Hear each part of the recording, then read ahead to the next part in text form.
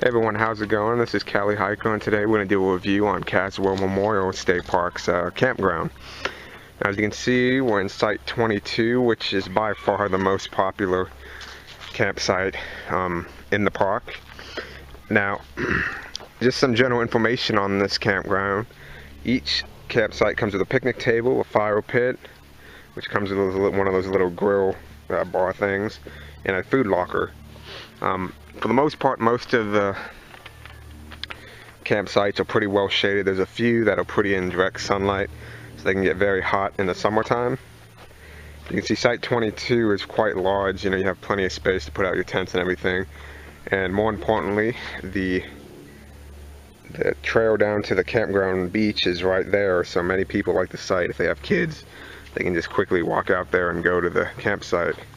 Although most of the campsites from anywhere from this number all the way down to 22 all the way down to about 40, and then all the way down to about 60 have some type of access to the river. Most of them have unofficial pathways that lead down.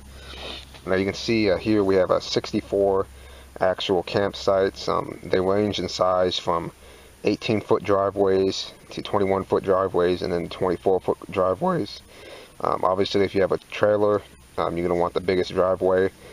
Some of the 24s can actually handle more than a 24-foot length trailer or RV. It just depends on how much overhang the vehicle has. You can see here we have one group camp as well, which has its own parking lot, which can hold up to 12 vehicles, and you have access to your own little beach. You have a tent area, you have your own showers and bathroom building. It's also important to mention that there's a shower building and a bathroom building here, and one as well right here. The showers cost, I believe, about $1 for 3 minutes. To get an actual campsite at Caswell, it costs about $30 a night. If you're a senior citizen, it's $28 a night. If you have a disabled pass, it's $15 a night.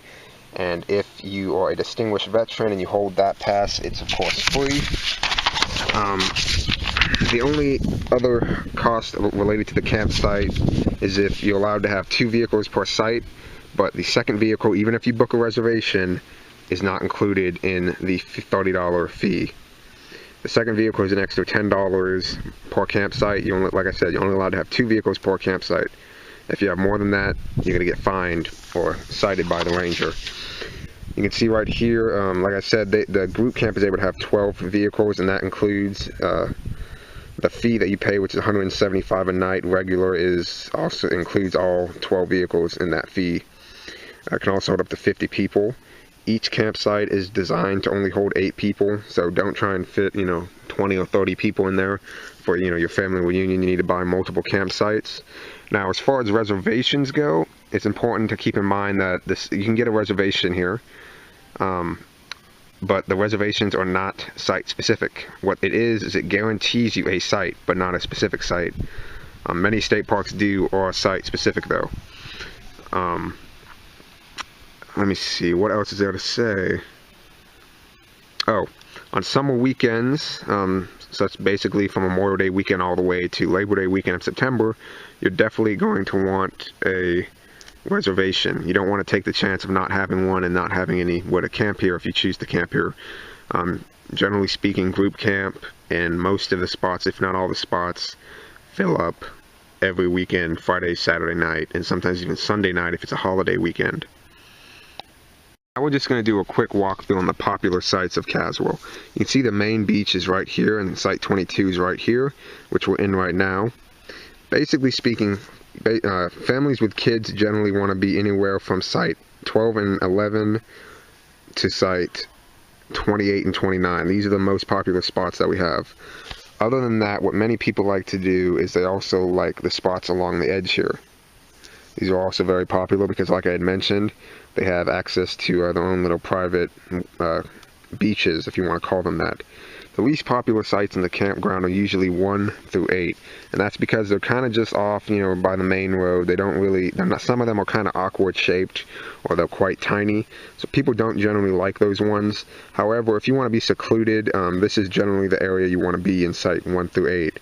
If you go into sites 11 through 29, or even 30 through 58, I believe, you're going to have quite a few people there, especially on a busy weekend. They're going to be walking by.